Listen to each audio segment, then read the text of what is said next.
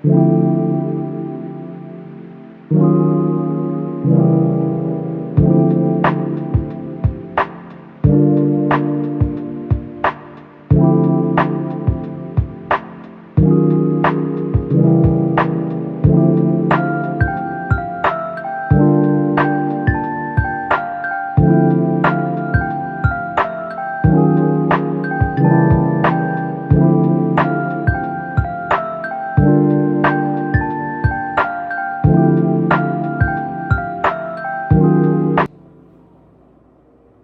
morning, you guys. Good morning. Oh, I'm tired. I've been up working on this podcast, which I did not plan to put out today, but when I want you to do something, I want you to do it. So I think somebody's needing this message to come out. So I'm going to go ahead and get started. Y'all, it's like 2:09 in the morning. And I've been working on this all day, but I have other stuff that I do during the day, so it took a little longer to get this out, but I am exhausted. And I got on my pajamas because after this, I'm going to bed. And then I was trying to rush and put on some makeup and got glue in my eye. Don't even listen. We finna focus. That's what we finna do. So I just want to start with a prayer. Oh, Father, thank you for this morning. Thank you for your love. Thank you for your kindness and your grace. Thank you that you have given us the ability to be able to speak your word and reach people through the experiences and all the things that we've gone through our life. So right now, I just want to ask that you decrease me of me and increase me of you. Cover me as I get the word out to your people so that they may be able to come to you on their own and be able to experience your love and your kindness and your warmth, Father. In your mighty name we pray. Amen. Oh my goodness, I gotta snap out of this tiredness. Father, help me. So I did Hello Fear. Hello Fear was actually pretty good. I didn't expect it to go that good, but it actually went pretty good. And it went so good till I watched it twice, and I'm like, let me go a little more in depth, because Hello Fear was also an intro for Answers to the Pain. So to pretty much talk about Answers to the Pain, what it was going to be for, and how it was going to go, and things like that. This hair right here is getting on my nerves, but we're going to ignore it. We're going to ignore it. I didn't plan on doing no videos until after I was able to go get my hair done, but I was not worried about that, so we're not gonna worry about that. So I wanted to go a little more in depth about fear, and today's podcast is going to be called Walking in Fear. And it's pretty much to just start at the basics of your walk, start at the basics of healing and what's stopping you from healing, and what are your fears for healing? Like, why don't you think that it would be best to heal versus to pretend like it doesn't hurt? And I know in the last podcast I talked about it just took too much time. In the last podcast I was saying how healing just takes too much time. It's easier to just pretend like you good, to just hide it and just move forward. And I also talked about that was around the time when I created Callie. And in this podcast, as I'm doing my studying and learning and adventuring into new things and learning different ways to hear Abba, I've realized that that was not when I recreated myself. That was probably the third or the second recreation of myself. And so I remember at the end of the last podcast, I spoke to you guys about doing what I do for my healing journey. And part of that is my journaling, my reading, my Bible study, things of that nature. And I remember telling you guys about this book. This is damaged but not destroyed, from trauma to triumph. And it's funny because Abba has a funny way of working. And for those who don't know what Abba means, it just means Father. It's another thing that you can call God. It's what I call him. And there will probably be a backstory on that too. But today, he pushed me to read this. Actually, I read it earlier this week, and I realized that it was going to be used for my podcast. And the funny thing is the chapter 6 that I'm on actually talks about the process that I'm going through now as far as healing. Now, I do want to say this. You may get, different versions of me in different states. And here's why. Because I am at a time where when you see most podcasts, when people mainly do their podcasts, if it's on healing or talking about healing, usually that person has already went through their steps and they're kind of just backtracking to help. Well, that's not my case. Abba has me doing this in the process of healing. So basically, I will be doing a podcast on not my day-to-day, but like I'm trying to figure out if I'm gonna do them every week or every 2 weeks. But however, it's basically going to be an update, and then what I learned from that situation, and then a conversation between me and God, and how he allows me to move forward with explaining this to you guys. So I kind of just want to tell y'all a little bit about Damaged But Not Destroyed. So this is Michael Todd. He's a pastor, and he pretty much is going through the up and down stages of healing. He's talking about what caused your pain. Are you dealing with your pain? Things of that nature. And so I really just want to kind of dive into this for this podcast. It's really basically, in order for me to help you understand what it is that I'm talking about, I would have to, kind of go into the book, not just like read too much of it, but there will be parts that I need to read. So if you don't have this book already and you're on a healing journey and you're really serious about that healing journey, and you want to understand and figure out where your trauma wounds are and where your damage is and where you're hurting, I suggest to go get this book. Like I said, I won't be able to go like page from page and read it to you guys, but I kind of just want to talk about chapter 6, because chapter 6 is that part of that healing journey that I'm on right now. So I watch another pastor called Kenneth Locke, and in one of his sermons, he states there is going through the pain and there's growing through the pain. And in this journey right now, in this season that I'm in, I'm realizing that all of the pain I went through it. I didn't grow through it. So we just kind of get to this point where we just start to block out things we don't want to deal with. We just start to convince ourselves that we're over it, convince ourselves we're done with it, convince ourselves that we're healed from it. And so in this time right now, that's what I'm going through. And I have to, be honest with myself in order to help me and help y'all. There's a lot from my childhood that I need to deal with and grow from.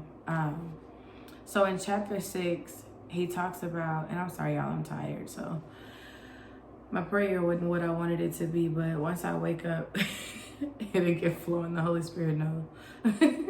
But decrease me of me, Father, and increase me of you.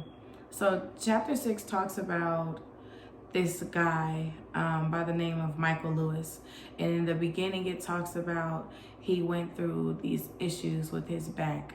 And in these issues, he went and got back surgery. Well, after his back surgery, he was still having pain, excruciating pain for him, to the point where this pain made him blame others. He blamed the doctor that did his surgery, and initially this went into him taking armed weapons into this hospital and shooting multiple people and killing them. And Michael Todd uses this as an example as to say, and I'm just going to read a little bit out of here just to kind of make it make sense. Let me see. Give me 1 second.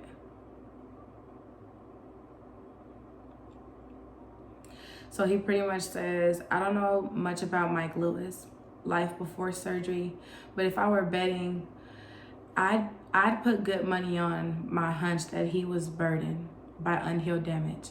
I'm not talking about the post-op pain. As excruciating as it had been, the suffering was just the latest dart life had thrown him. I'm talking about unhealed damage from the past that crippled his ability to deal with present day hits. Hits happen, they just do. When hits happen, our response will be either life-giving or death-dealing, depending on whether we have begun the process of healing or not. Most of us, thank God, don't grab the nearest weapon and hold down the trigger when life's latest hits tries to take us out. But I promise, if we haven't yet started the process of healing, our words, actions, and attitudes will kill. They will kill relationships. They will kill opportunities. They will kill dreams. They will kill ideas.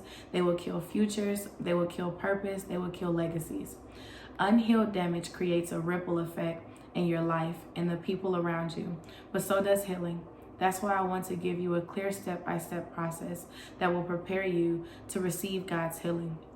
In the next few chapters, we're going to take all the time we need to unpack and examine each of the 5 steps from different angles and in different lights, using my story and Fib's story as an example of the process in action. Before we click to expand, here's a thumbnail version. So these are the 5 steps. Now, I'm not going to go through all these 5 steps in one video.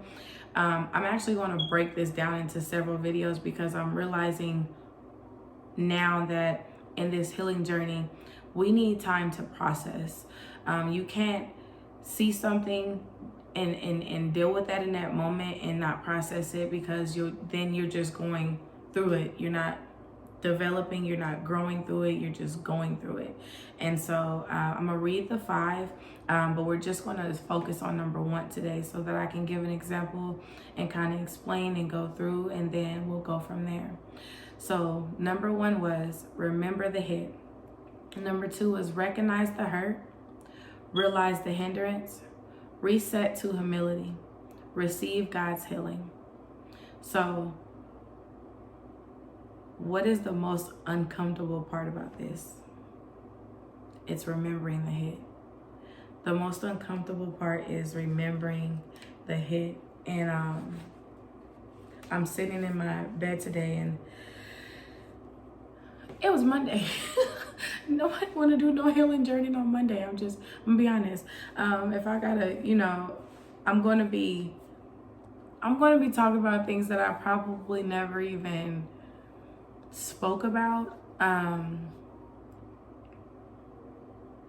loud. So y'all bear with me. In the midst of this, I might pause to go get some tea, some lavender tea, but that's the uncomfortable part.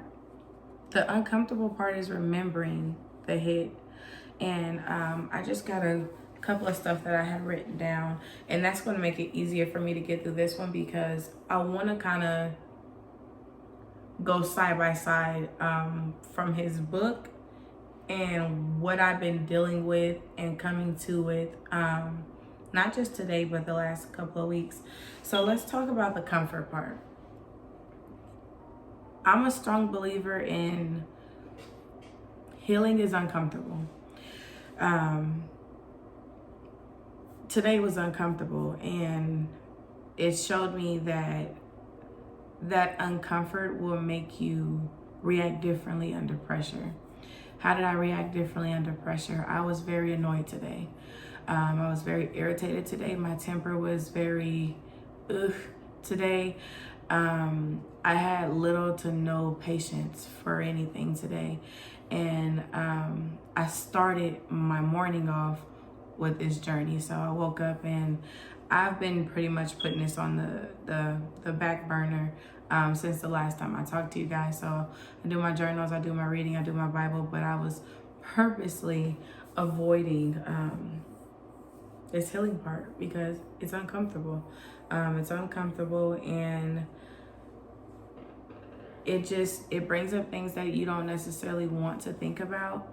And in this process, you don't have to go detail by detail view.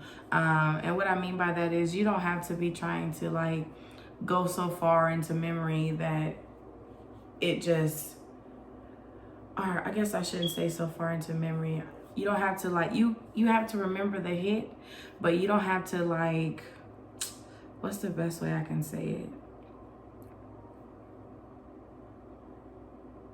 I don't know. I can't think of the word that I was going to say for that. Dang. Yeah, I can't think of the word I was going to say for that. You want to relive it to an extent to heal from it, not to be damaged in it, if that makes sense. Like when you relive these things, they are to come to, for you to deal with, for you to grow from you to develop from, and then for it to be gone. We don't want to bring up these memories and then be stuck in it. We don't want to think about something that happened to us and then we 2 months in and that pain is, we're just reliving it. That's not what this is. We just want to put this moment together for our healing journey. And I kind of wanted to speak about prophetic words. I've been seeing so many prophetic words lately. Your new car is coming. Your new house is coming. Your wife is on the way. Your husband's on the way. I was not going to speak on this, but I really want to say for this, don't feed into please don't feed into that. That's why I find it so important to have a relationship with God, because he will tell you what season you're in. And if you're not understanding what season you are in, it's easy to get trapped by those good words because they sound good to the ear. They sound good to the heart, and a lot of times they're what people want to hear. You finna come into a whole lot of money. You finally finna get that house. You done did all you was supposed to do. You done cried all you was supposed to cry, and God said it's your turn. And you just gotta test the spirit by the spirit. And one thing that I will say about this is because you have to understand what season you're in. So my opinion, and this might be different from others, but I just personally don't think that God is going to throw you into a marriage before you get to your healing journey. And in some instances, there might be things where you heal, but you still have wounds that need to be bandaged and that need to heal. But ultimately you have healed, and he feels like you are prepared to be in this marriage, if it's a God-given marriage, if it came from God. But I just want people to think about things like, did you learn from the experiences that are going to make this prophetic word work for you?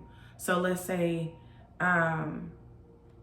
okay, they're saying that you're getting ready to go into a marriage. You're finna get married. Are you healed? Have you accepted and dealt with and grown through those traumas from a child? Not from the last relationship, not from high school. No, I'm from a child. From the very first time that you experienced something that hurt you so bad that it turned into a trigger.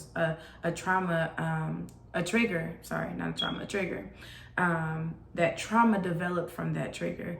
And I just want to say, when it comes to prophetic words, you have to be really, really careful, because if that word is not for you and you come into agreement with that word and you start to move by that word, it could end up pushing you back further than when you begin, because you'll walk into something thinking that, hey, this is what I've been waiting for. This is what I've been praying for, and it's finally here.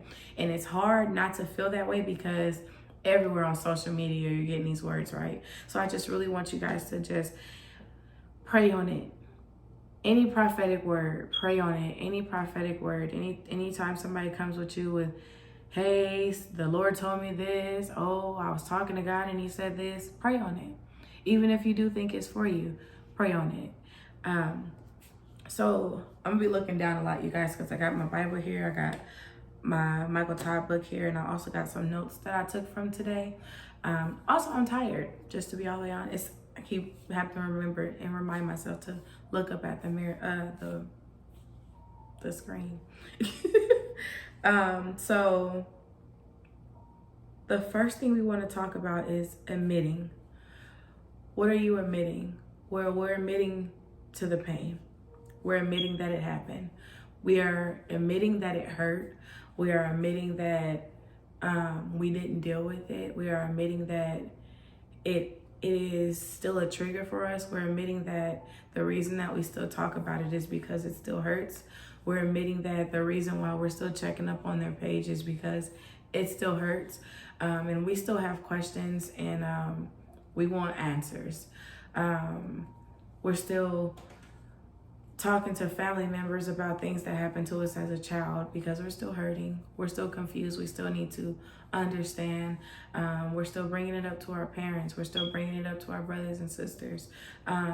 These are reasons to know that, hey, maybe I might need to do a deeper dive into figuring out why I still find it necessary to talk about this issue. And most of the time when you find it necessary to keep talking about an issue, it's because there's something inside that has not dealt with that trauma, that trigger, that hurt. And so the first step on this walk is admitting it. That is scary. That's when a lot of people's fear kick in.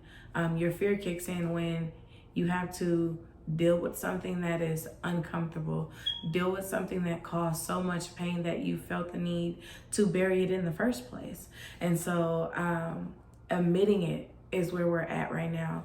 Admitting that it hurt, admitting that it did damage, admitting that you need to heal from it. And a lot of us don't know what that last part is. We don't know what it feels like to heal from it. So I want you to ask yourself, what would I look like if I heal from this? Who would I be if I heal from this? And I believe I asked that on the first podcast too. So yeah, definitely ask yourself those kind of questions. And another one is, how do I know that I'm hurting?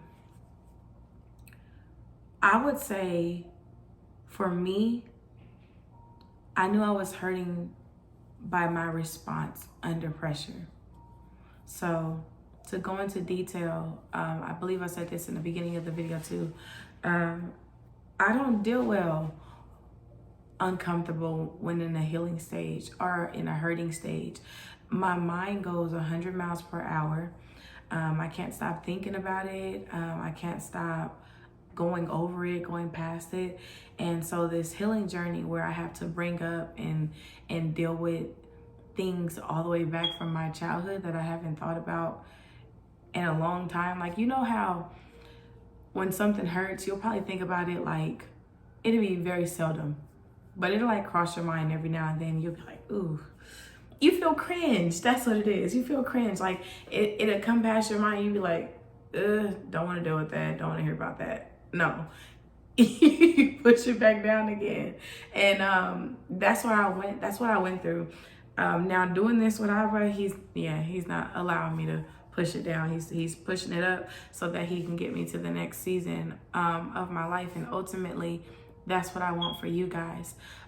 For you to get to that next season of your life, for you to see that person that you want to be, that person that you want to marry, that person that you want to be in your future.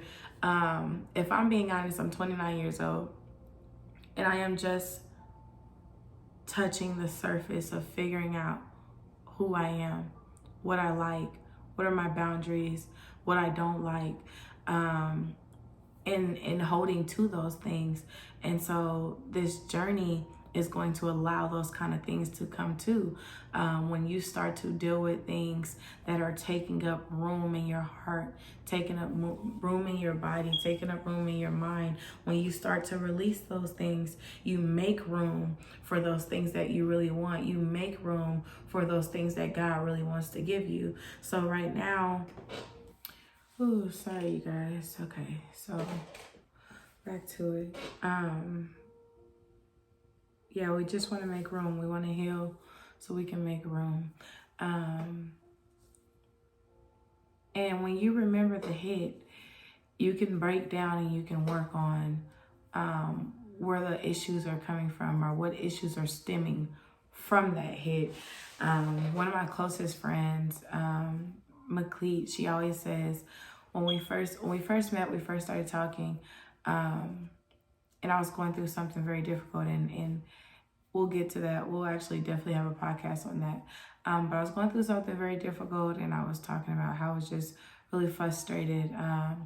And one of the things she said to me, she was like, well, sometimes we get frustrated about something.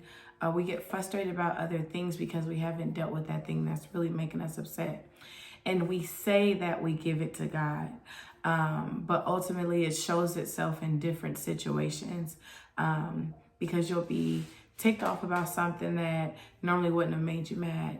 You'll be over emotional about something that normally wouldn't even have made you emotional, and it's because you're unbalanced.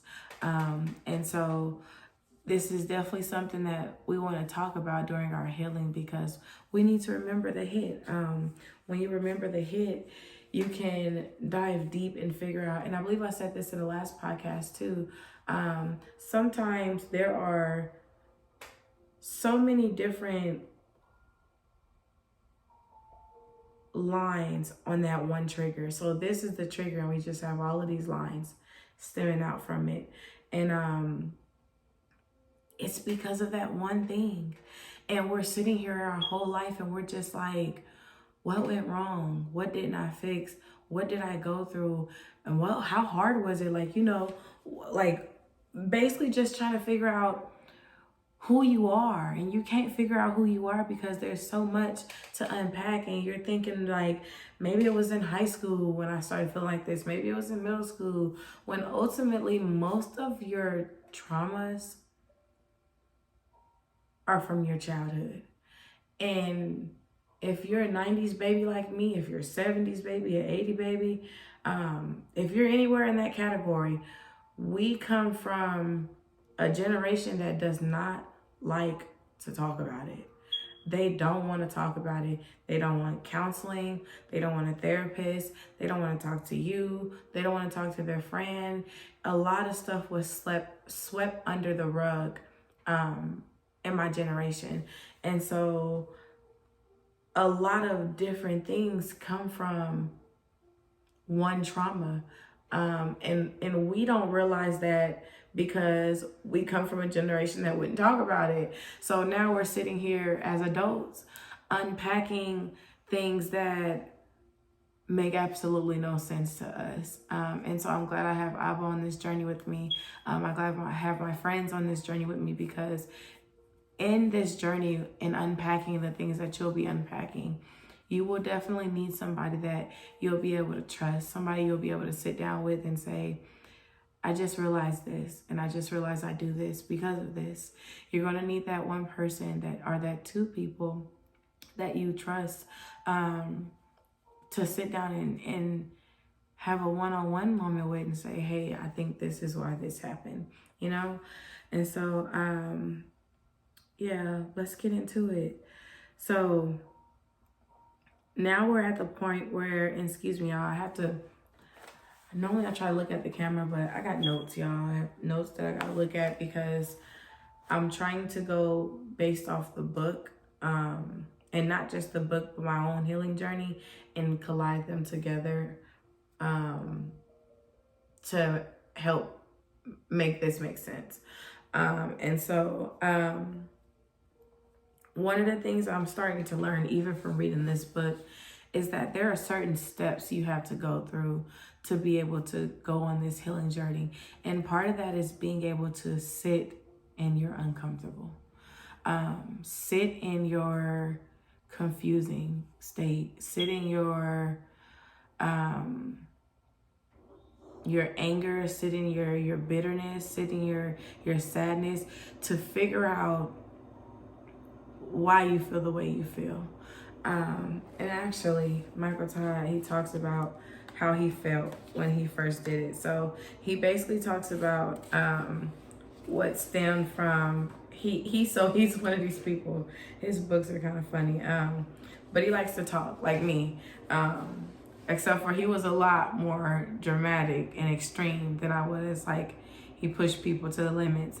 And so he talks about this experience where he was in church and he tried to, he was a child at this time. He tried to do all of these different things to like keep his own attention. And when he ran out of things to do, he started talking to people, making people laugh. And one of the ushers saw him the whole service, and she told him at the end of service, young man, you need to learn how to hush. And he was just saying, like, I've heard people tell me to shut up, zip it, close my mouth, keep it down, stop talking. But he said that hush hit him differently. That hush made him relook at things from a different lens, and he wanted to understand that hush. And ultimately, it wasn't her hush that really sat him down, but it was the hush that God introduced him to. And so he talks about it and he breaks down hush and he puts it as hear, understand, share, and heart. And he basically just says how he went through this journey. And in this journey, you're going to have to learn how to sit down and sit in it. You're going to have to learn how to sit down and sit in it. This week, I read this book earlier this week. And after I read it, I would just kept telling me to read it again, and I just procrastinated. I was like, I mean, this is good. This is what I'm going through, and this is what I need to do, but I don't want to do it. And so I'm just sitting here, and I'm every day I'm trying to find a quiet spot to just sit down and let my mind go, let it roam until I get to that still quietness, that real quietness where you can hear Abba's voice over anything else. And it was difficult. It was difficult because when you're uncomfortable, everything comes to mind. When you're dealing with something that makes you uncomfortable, you remember everything you got to do. Oh, I didn't take the dog out. Oh, I ain't feed the fish. Oh, I ain't walk the goat. Like, you think about, oh my goodness, I gotta check my email. Like, you just think about all of this stuff that you wouldn't normally even think about during the day because it's not really stuff that you care about. I mean, outside of feeding the dog and if you gotta go. But there are things that you wouldn't think about, but when you are in this uncomfortable state of mind, you think about all of that. And you have to force yourself to sit there and say, I'll do that later, so that you can focus on what is ultimately needing to happen in this moment. And so he talks about how uncomfortable he was.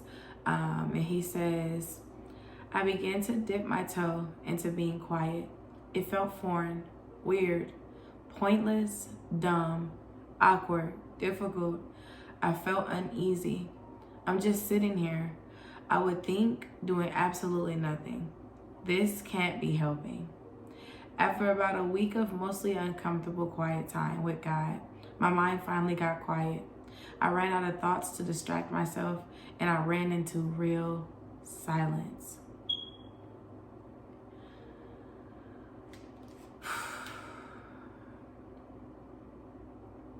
Yeah. That's what I went through this week. I was sitting all week trying to have this quiet time, and something just kept popping up. Something just kept happening. I would get up and sit back down, get up and sit back down. I wasn't feeling like I really tried. I wasn't feeling like I really put any effort into it. So that in itself was bothering me, because I'm one of those people where I feel like, put some work into it. Like, you can't just, try it a little bit and then swear up and down you tried your best. No, actually put some effort to it. So if I don't put actual effort, it makes me feel like, go do it again, go start over. And so this moment of stillness that he's talking about, I felt like I was asleep and aware all at the same time. And what that is, I can't believe I just did that. What that is your quiet time is like, it's quiet time. And a lot of us don't have quiet time. A lot of us have, I'm in my mood, I need some quiet time. You go in your room, you close your door, you on TikTok all day. You on Facebook all day, you on Messenger all day. And that's not quiet time. Quiet time is when you just stare into the bliss and you wait for all of the distractions to finally leave your mind. Everything that you've been thinking about, not just today, but this week.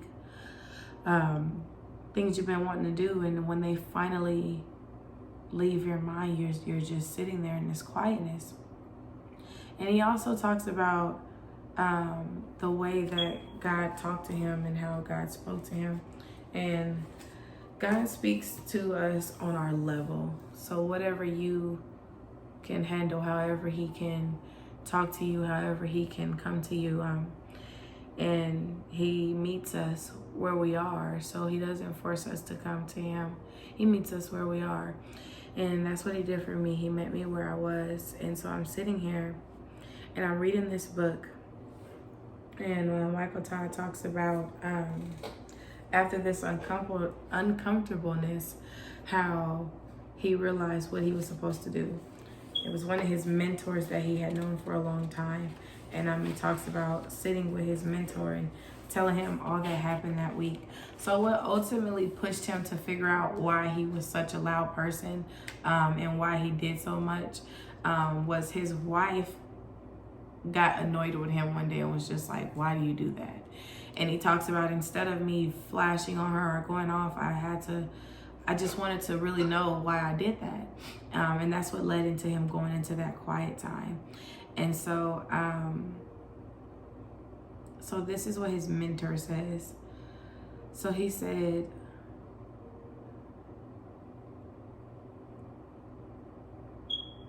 leaning into discomfort, sensing that I was in some kind of transition, but feeling unsettled, he listened intently and then asked, when was the first time you felt like you were not good enough?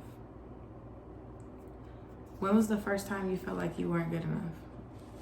The very first time, not the last relationship, not the last argument with your best friend, not the lady you cussed out on your way to work. When was the last time that you felt, or when was the first time that you felt like you weren't good enough? And I'm sitting here reading this and I'm like, when was the first time that I felt like I wasn't good enough? And I couldn't think of nothing.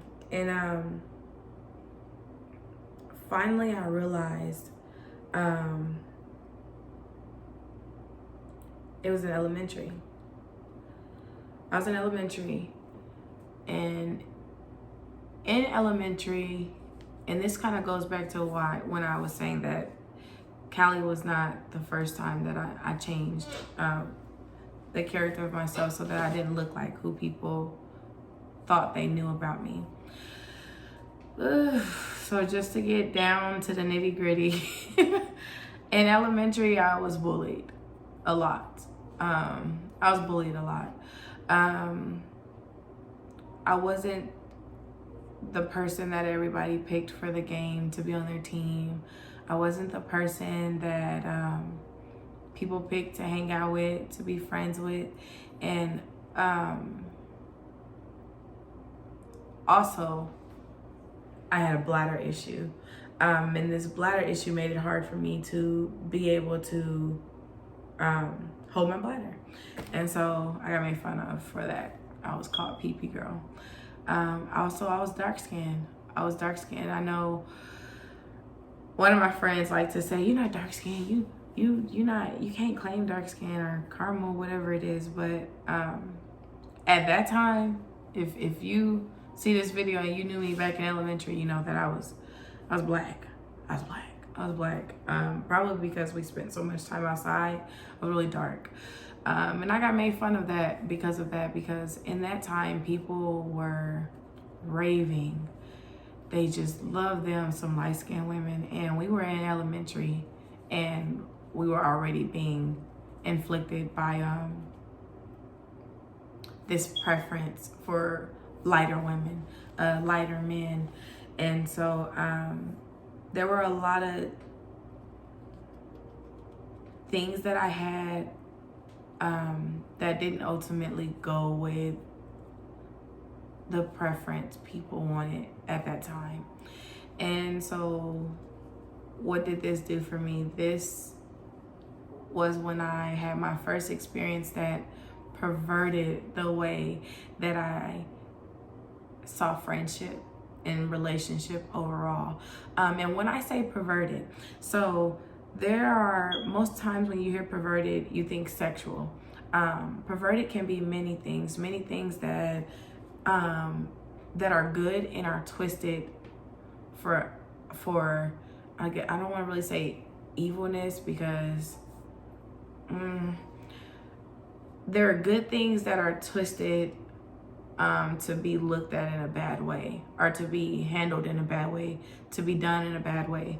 And so in this part of my journey, my view of friendship was perverted. And sitting in here and I'm journaling today, and I realized that what is the perverted version of friendship? People pleasing.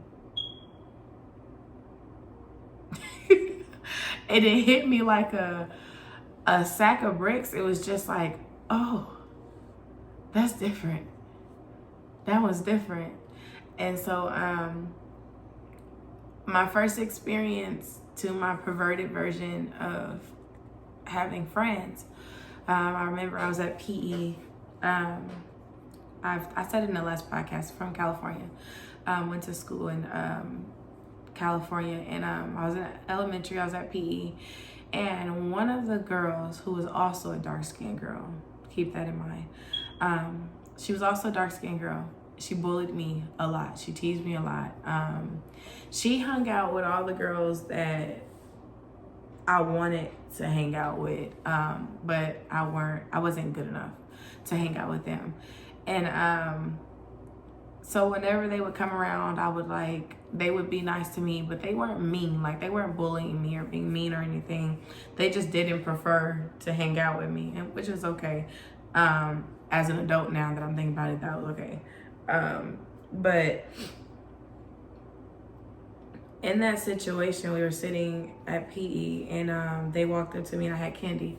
Now, my mom was one of those moms that I'm gonna make sure my babies got snacks and food on their way to school. So we always had candy. We always had snacks. That was one of my mom's way of showing her love for us. And so we always had candy and stuff on the way to school. And I'm sitting at PE and I'm eating this candy, and they all come up and they ask for some. Can we have some? Can we have some? I'm like, yeah, sure. Because they weren't mean to me. They weren't bullying me. They just didn't prefer to hang out with me. And even though I wanted to hang out with them. And so I gave them the candy, and then I see her kind of creeping up, and I'm like, and it's so cringe because I feel like I'm living in that moment again. And so she looked like she was getting ready to ask, and then she decided not to. And also, pause, let me let you know, this is how you know when you have just went through something and healed through something, because the way that I can picture this so fondly, and sometimes Abba will bring things back to your memory for you to be able to understand, but for it to be this graphic also speaks on how much I haven't healed from it. So yeah. She starts to kind of walk away, and then they notice that she's getting ready to walk away, and so they turn around, they're like, can she have some? But they also knew that she didn't like me and I didn't like her because she was bullying me. And the way that she looked, it was just like, you know, when somebody, like when your little brother or little sister or when your wife wants something from you, they give you the puppy dog eyes. It was one of those kind of situations. And it was like, oh, but she looks nice, and I do want to be her friend. She's just mean. And then in that moment, I figured maybe if I just give her this and give her some of my stuff, that she'll like me. And when I gave it to her, she was nice for a little bit. I don't think I really ever even had any issues with her. We still never really just clicked, but I didn't have really any issues with her after that. And so I still didn't like her. Because there was just so much that she had did, and there was like so much trauma in this one situation. So one, I learned to people please because I realized that if you like the person and they don't like you, and you give them something or you have something that they want, then it will make them be a lot more kinder, to make them be a lot more nice. And in a child's head, you know, you want people to like you. We're not trying to, as a kid, you're not trying to, you know, be mean or have people be mean to you. So it perverted the way that I looked at friendship. I thought that in all things, even as an adult, if you gave a part of you, if you gave something, if you offered something to keep that person around, then ultimately you still get that person. So it perverted the way that I saw friendship, relationships, any kind of ships. And so this same girl, I guess this, it's funny now, but I don't know, maybe I'm growing through it at this point. But I had this tutor that I used to go to, and we had mentors at this elementary. And my mentor had came on Fun Fridays, and we were sitting having a meeting, and she was just like, next Friday I'm going to bring you guys some food, and what do you guys want? And we told her what we wanted, and I had, y'all, built this burger to a T. I'm talking about what I wanted on it, what I didn't want on it, how I wanted my fries to look, everything. And so that week, I got sick. That Friday I got sick. And when I got sick, my mom wouldn't let me go to school. I was so mad because I'm like, I want my burger. Like, I want to go eat my burger. And you know, as a kid, when your parents know you're sick and you're not trying to let them know you're sick, you like try to hold in your cough and stuff. That's what I was doing, but I couldn't. And I just kept coughing, and she was like, yeah, no, you're not going to school. Oh my goodness. I get back to school on Monday, and this is the girl that that was bullying me, that I gave the candy. She walked up to me. It's funny now, but as a child, there was a fire burning in me when this happened. But she walked up to me and she said, you sure know how to make a burger. I tore that burger up. And I was burning in the inside because I'm like, the one person that treats me like I'm just dirt in this world, that's the person y'all gave my burger to. I was so mad. Y'all could have let the dogs eat it, but that's who y'all gave my burger to. And so I would have like little moments all throughout my life of this particular situation would pop up in my mind, and I would bury it because it was so cringe. It was like, why am I even thinking about that? That was elementary. Like, that's childish. Move on. When in reality, that one little childish moment had a really big impact on my life and how I did things. And so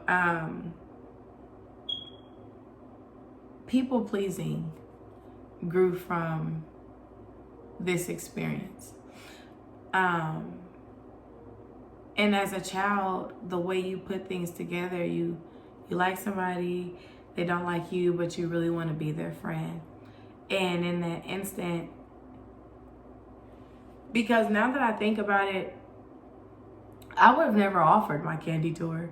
Like, I would have never, honestly, I never would have even thought that she would have asked for it because she didn't like me. So I wouldn't have made any connections that way. But in a child's mind, I give you something and then you like me. Oh, that triggers something. So that's all I gotta do. I just gotta give stuff to people and they'll like me, and I won't have to, deal with them being rude. Because mind you, like I said in the beginning, I dealt with being bullied a lot in elementary. Like my sister did my hair. She put this cute little girly ponytail on me, and we're at PE, and one of the girls just came up to me and snatched it off my head and was like running around with it. Like, when I say I got bullied, I got bullied. And so by the time I got to middle school, I had made everybody stop calling me by my official government name, which is LaDana. And I started going by Dana, so I cut off the LA. And I did that also because people that I were around, they had nicknames. And I didn't have a nickname, but I also didn't have friends really either. So I wouldn't have known, what my nickname would have been. And that was around the time that I started to change who I was, because I didn't want people to look at me like that girl in elementary. I didn't want to be known as the PP girl anymore. I didn't want to be known as Darky anymore. I didn't want to be known as any of those names anymore. And so I changed it once I got to middle school.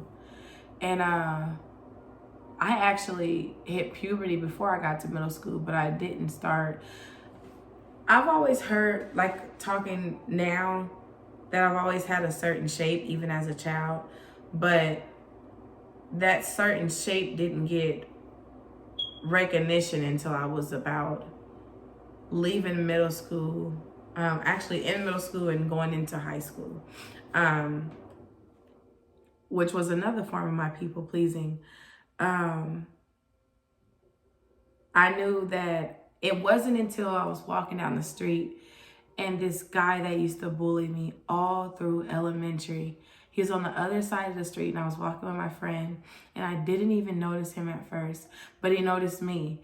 And he was like, "Dang, Dana." And I didn't get what he was saying at first. I'm like, what? Because in my head, I'm like, oh my goodness, he's gonna bully me again. It never ends. It never stops. And so I just wanted to keep walking. And that's when he complimented my frame, my body shape. And in my head, that was like, this boy that didn't like me, always bullied me, now saw me in a way that made him like me.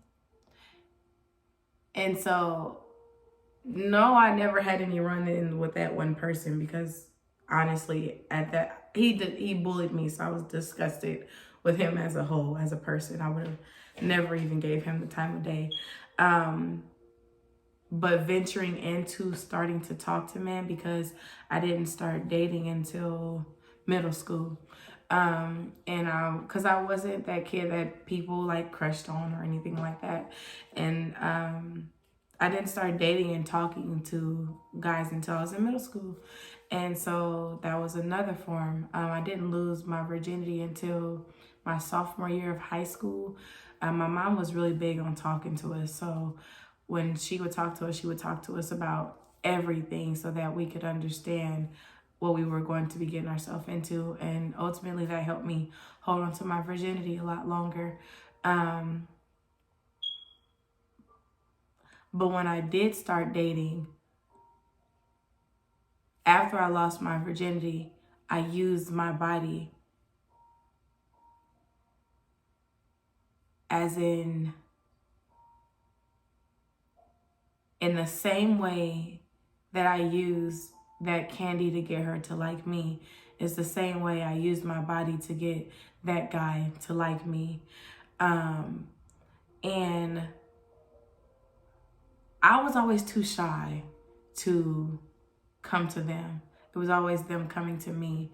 But because I had already built up in my mind that I wasn't good enough, I was already looking for something that would be good enough. And so this realization that a lot of men or boys my age were not looking at me but my shape, that brought on a whole nother form of people pleasing, because it wasn't just boys that looked at me that way, it was girls that looked at me that way. That's another topic we will talk about. And so I'm realizing that this one situation turned into so many different perverted meanings of people pleasing.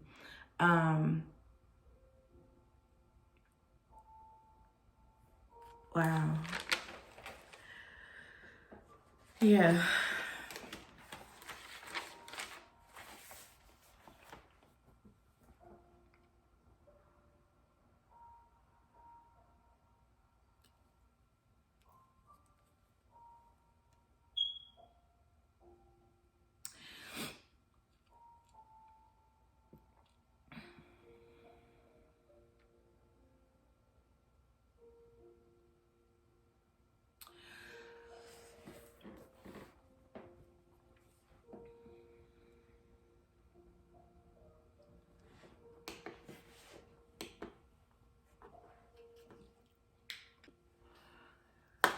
Sorry. I guess this goes back to me talking about in the beginning when I said this journey is a in the moment thing. This journey is not I went through it, I healed it, and I'm talking about it to help somebody. No, this journey is I'm healing and talking about it to help somebody. So you guys will get to, I guess, see moments where realization hits me, and yeah, that's what happened. And so it brought me to this scripture. Sorry, y'all, I'm still in my squeaky chair from the first episode. Mark 12:29-31 says, "The most important one," answered Jesus, "is this: Hear, O Israel, the Lord our God, the Lord is one. Love the Lord your God with all your heart, and with all your soul, and with all your mind, and with all your strength. The second is this: love your neighbor as yourself. There is no commandment greater than these." And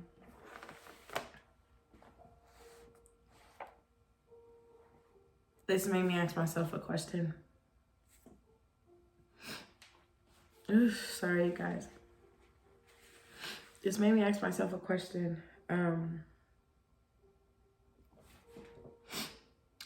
Did I love myself?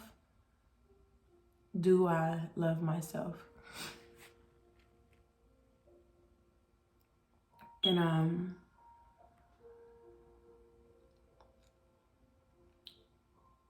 at that time, no, I didn't love myself. I was going through a lot. I was being bullied. And at that age, to be honest with you, I actually wanted to be a whole different race. I hung out with Vietnamese kids. I hung out with Mexican kids. I hung out with Asian kids. And I wanted to be anybody but that dark-skinned bullied girl. And so, no, I didn't love myself. It didn't seem to be anything good coming from being myself,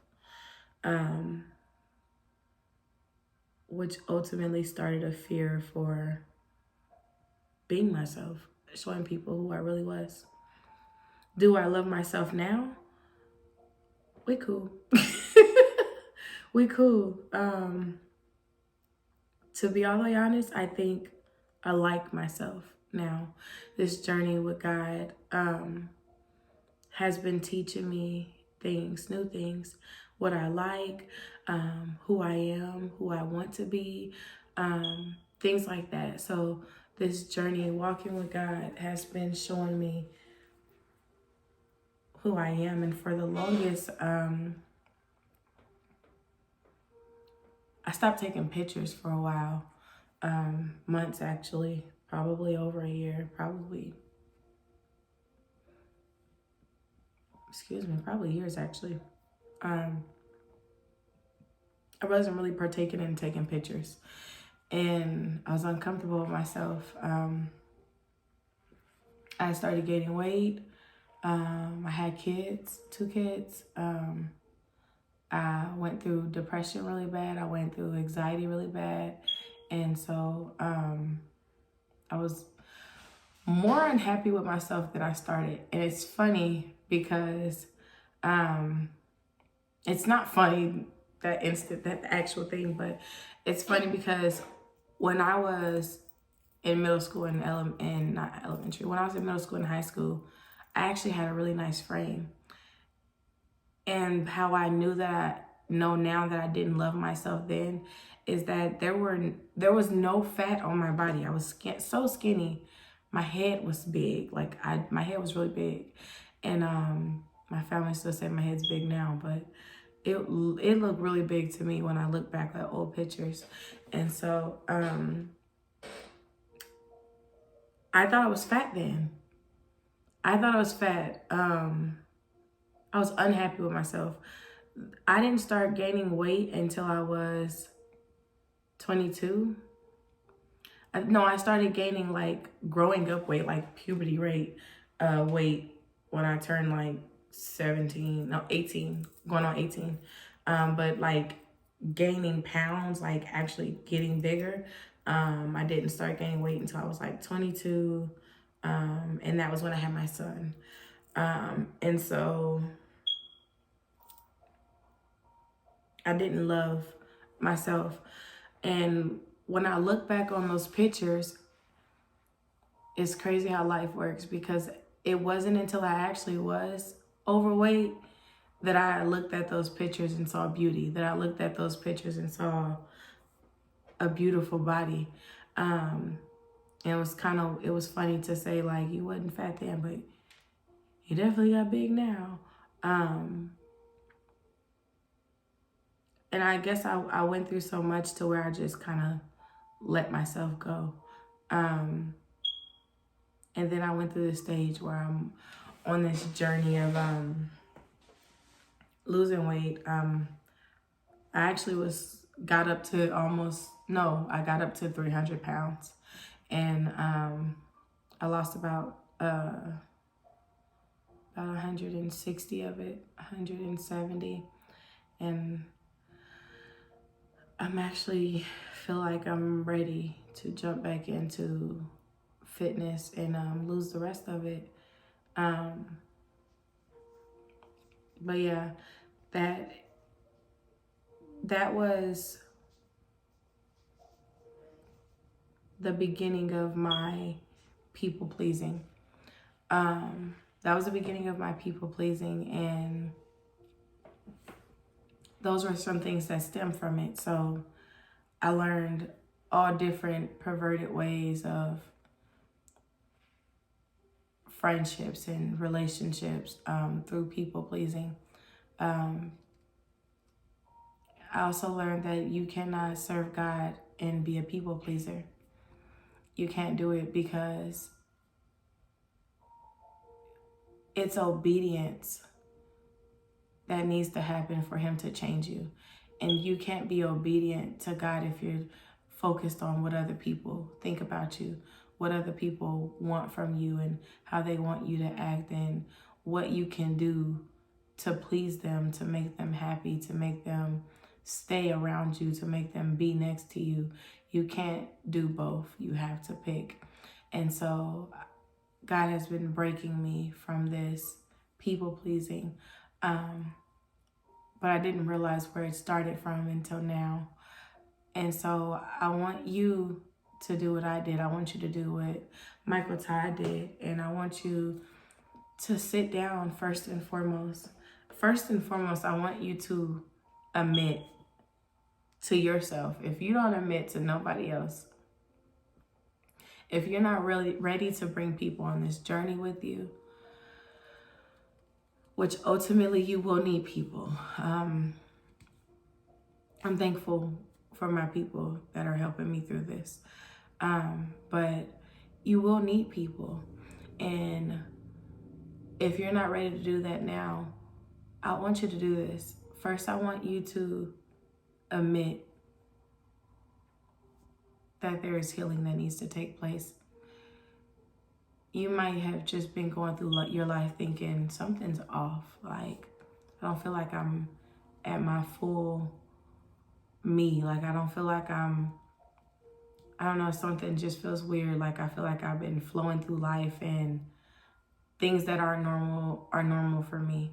Or if you have a situation where you make a joke out of something and people are like, that's pretty dark, or that was pretty hurtful. Somebody said that to you, like when people start telling you like, hey, that wasn't okay for them to do to you, and you felt like it was okay, it's time to start asking some deeper questions. It's time to start asking yourself, when did I become numb? When did I become okay with this not so okay thing? And then I want you to try to do some quiet time. And again, like I said in the first podcast, I'm aware that there are people that are healing that don't have a relationship with God. Still practice on quiet time. Still practice on quieting your mind, because one thing that Michael Todd talks about in the book is he talks about how he has you go get quiet for a moment for like 15 seconds, and then he talks about all the things you hear in that quietness. And it's always things that we weren't necessarily hearing at first. Like, you hear things that you weren't hearing before. And that's how he describes the things in our mind. We deal with things and we filter things based off of what we want to hear, based off of what we want to deal with, based off what is benefiting us at that time. And so right now I want you to, if you haven't already, get your journals. Target, Walmart, Amazon. Go buy you some journals. Get you some healing books. I'm waiting on a couple of more books, but I told you guys about my Be Still book that I write in. We're right now talking about this one, Damage for the Pain. Story of My Life is the one that I'm writing right now. So every time basically this one, I just flip to a page and I answer the question, because this book is a little hectic. This is the book that I'm using to heal, and it brings up memories that don't necessarily want at the time. And then we have Inhale, Exhale. I'm so excited about this book, y'all. I'm so excited about this book. I'm not gonna start reading this until I'm done with the trauma book, because this is like next step, like the next step you go into. But this one is also Michael Todd, and this is relationship goals. I don't know if y'all can see that. But the man is a speaker, and he speaks so good. He speaks so good. And he reminds me a lot of myself, so I can relate when reading. I've been waiting on this one for a long time. I've been seeing people get this book, and get this book, and I just had to know what it was like. I just got it, but this is, I don't know if you guys heard of her, but her name is Jackie Hill Perry, and this book is called Upon Waking, a 60-day devotional. Now, I did just get this today, so I only read the first page, so I'm gonna dive into this book, and I'll let you guys know if it's a good book. Like I said on my first podcast, I'm not interested in just throwing some books on a shelf. I actually want to see if they work. I actually want to see how I feel when I'm reading them, and I actually want to see if they make sense. So I got 3 more exciting new books coming, and they get here tomorrow. So I'll probably post a picture of those books. I'm so excited. Thank you guys for bearing with me tonight, this morning, 3:41 now. I threw my makeup on, so I think I had like brown all of my eyelashes. I don't even matter. I wasn't worried about what I looked like. He was worried about the message, and so I just had to hurry up and get ready so I can put this message on, get this message out here. So thank you guys for bearing with me. I was tired when I first started. I am still tired. My eye was burning because I got glue in it from my eyelashes. It was so much happening. And if I had done this earlier in the day like he told me to, then I wouldn't have been struggling like I was struggling. But I do want to say, ask questions. I don't know if I'll ever do any live YouTubes. I'm pretty sure I will. Excuse me. But I want to start doing some live YouTubes. I'll probably wait a while before doing those. But I want to know, when y'all watch these videos, where in your mind do you go about your situation? And you don't have to post it in the comments. You don't have to, tell people out loud. But this is going to be about healing journey. This is the healing journey. So I want you guys to inbox me whenever you have a question, and I'll go ask those questions on my next podcast, because this is a healing journey, and so we're going to be going back and forth, talking about examples and doing that healing. And one of the things that we'll be talking about next time is, give me 1 second, y'all. Recognize the hurt, which I kind of already dived into with telling you guys how I reacted to remembering that hit and how I reacted to it. But we will, if I kick this thing one more time, y'all, I am tired. The mistakes and the blank spaces I keep going to, I would normally be ready and prepared, but thank y'all for bearing with me, because listen, when Abba puts you on an assignment, he puts you on an assignment, and he want it done. And so I was not gonna get no sleep tonight until I did what he asked me to do, because he wasn't gonna let me get no sleep tonight. I'm tired now, but I wasn't gonna be able to sleep then. So yeah, thank you guys for tuning in to Answers for the Pain. I hope that this helps somebody. I hope that somebody was able to start to work on things that they've been running from, they've been hiding from, they've been pretending didn't make them feel any kind of way.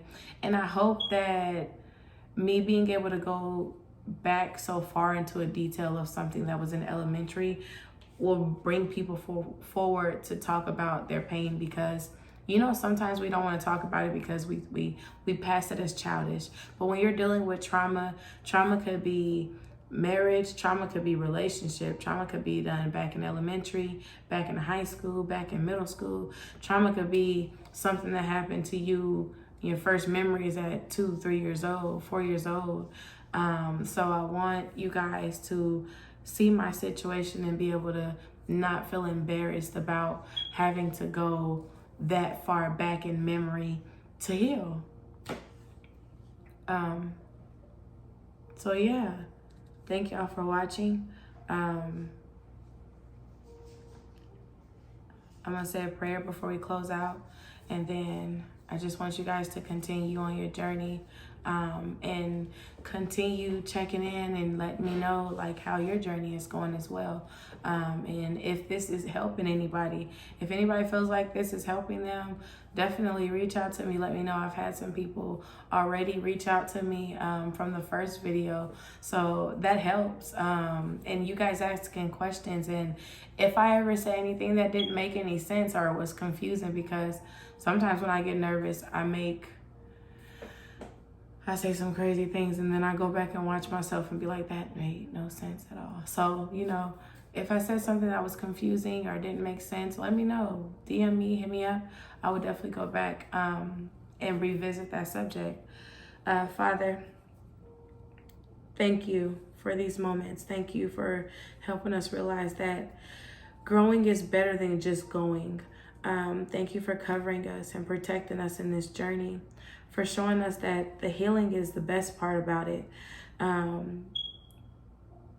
Sometimes we are meant to, not sometimes, but all the time, we are meant to go through trials, tough trials. They are supposed to be our testimonies, not places where we get stuck and stagnant. So I just thank you for pulling us out of those strongholds and those stagnant moments. And I just want to ask that you continue to cover everybody that watches this show as they go on their healing process, as they go on their healing journey, to cover them and just hug them tight as they go through this process, because we all need somebody in this process. Thank you for decreasing me of me and increasing me of you, so that I can get this word out for you, so that I can get this message out. And thank you, Abba, for allowing me to use this journey for myself to help somebody else. In your mighty name we pray. Amen. Oh man, something about praying on camera that just throws off my whole prayer. So yeah, it'll get better the more I do these videos. I'm going to try to do these videos every 2 weeks. I'm thinking about actually starting to do them every week, but we'll see how that goes. But until then, I love y'all. But Abba loves y'all more. Have a blessed day.